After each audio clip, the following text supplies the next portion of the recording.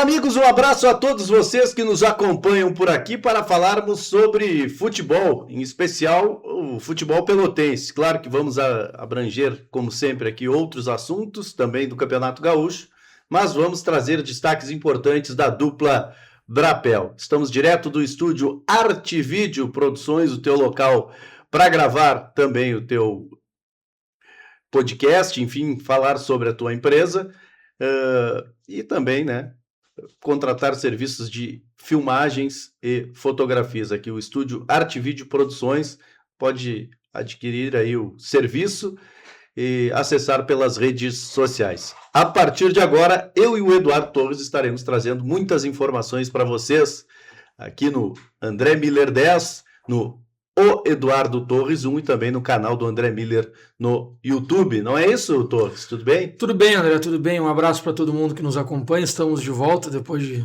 passar por maus bocados. Tá mais clarinho, né? Tá pálido. Passar por maus bocados. Se eu tô pálido agora, tinha que ver como é que eu tava sexta sábado. Parecia uma folha de ofício, branco. Mas na guerra foi pior e todo mundo se salvou. Exatamente. Novo Hamburgo 0, São José 0, Inter de Santa Maria 0, Juventude 1, Grêmio 5, São Luís 0, Caxias 4, Guarani 1, Ipiranga 2, Internacional 1 e Monson 0, Avenida 0 foram os resultados deste final de semana, metade da primeira fase do Campeonato Gaúcho. Olha, é uma pobreza que dá inveja em São Francisco, mais ou menos, né? Mas algumas coisas já estão ficando bem claras, pelo menos aparentemente no meio da primeira fase. Dificilmente, por mais que a distância seja pequena, eu vou falar por bola, não por pontos, os semifinalistas não sejam os dois de Porto Alegre, os dois de Caxias. Pode ser que tenha uma oscilação, mas acho que no final das contas vão acabar sendo Inter, Grêmio, Caxias, Juventude. Dificilmente o torneio da morte não tenha Avenida, Inter de Santa Maria e Monson. Outra vaga fica ali para São Luís, para Guarani de Bagé, mas dificilmente esses três não estarão. O que está em aberto é a zona do meio. Novo Hamburgo e São José fizeram um jogo de dar sono. Inter de Santa Maria e Juventude, naquele gramado do Inter de Santa Maria, com todo o respeito, não tem condições.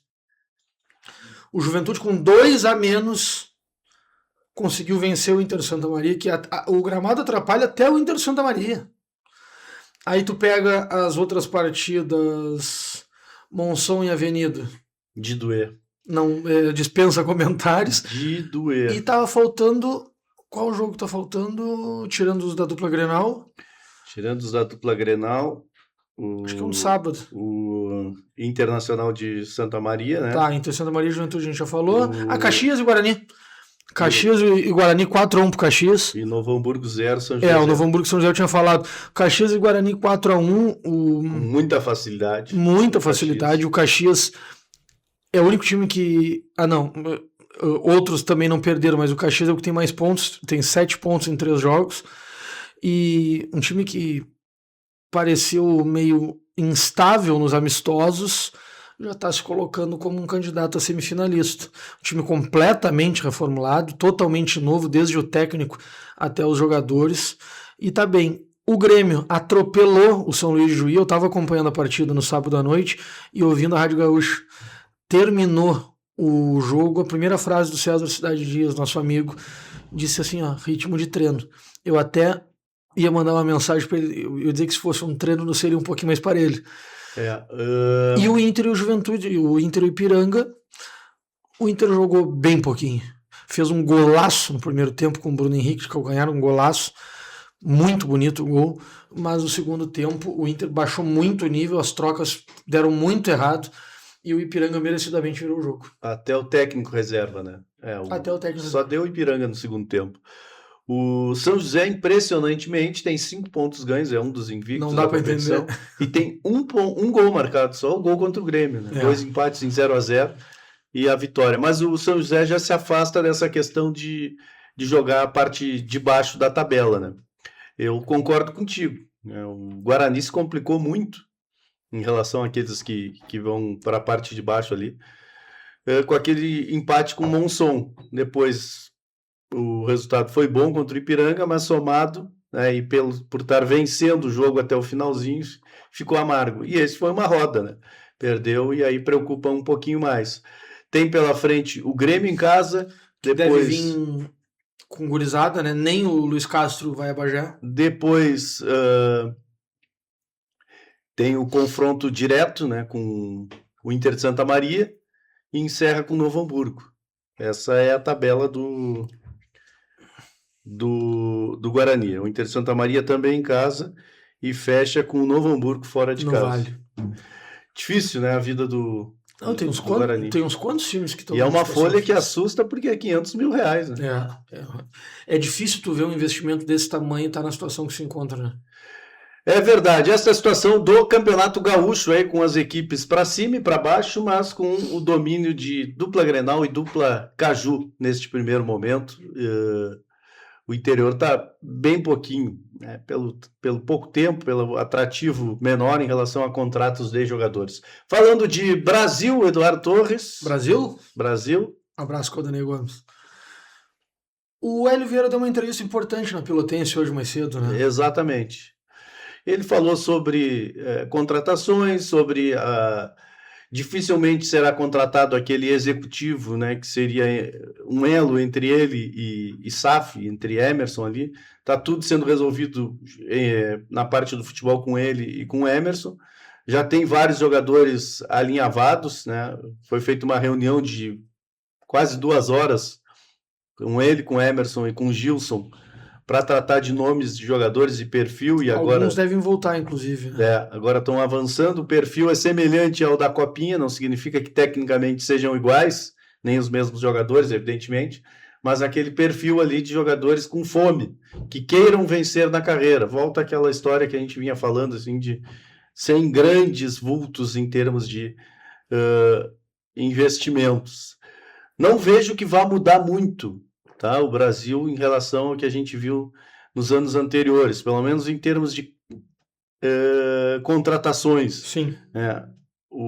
A aposta é em pagar salários em dias, que é um grande acréscimo, né? Mas eu estou falando em relação a nomes que a gente está acostumado a ver aí. O tipo de jogador que vai vir é mais ou menos o que já vinha sendo mapeado para a Copinha e agora. Claro, vai ter que subir um pouco o grau de investimento, porque a Série D e a Segundona são de uma exigência maior tecnicamente que a Copinha, mas é esse tipo de jogador que vai vir. Time sem competição nacional é mercado também para buscar jogadores aí no Campeonato Gaúcho. Sobre o Pelotas, eu cheguei a falar ontem, né, sobre... Ontem não, sexta. Não, ontem, sobre a... Ontem. Sobre a questão da SAF, né, da possibilidade de SAF no Pelotas. Falei no Clécio Santos, que é uma realidade, né, em termos de negociações, né, não realidade em termos de martelo batido. E o Daniel Carvalho também está nesse processo. E o que mais, Torres? A proposta vai ser apresentada para o Conselho Deliberativo em cerca de 40 dias, no começo de março, ali antes da primeira quinzena de março, pelo que eu sei. Ainda, basicamente, ninguém sabe qual seria o investimento e qual seria o modelo de gestão. Se seria um modelo clássico de SAF ou seria um modelo de investidor mesmo, de mecenas, como, por exemplo, era o Marcelo Marques no Grêmio, um exemplo. Ainda não se sabe, essa proposta não é conhecida ainda. A proposta vai ser apresentada ao Conselho Deliberativo. E uma coisa importante a ser colocada é que o Pelotas ainda vive momentos de indefinição.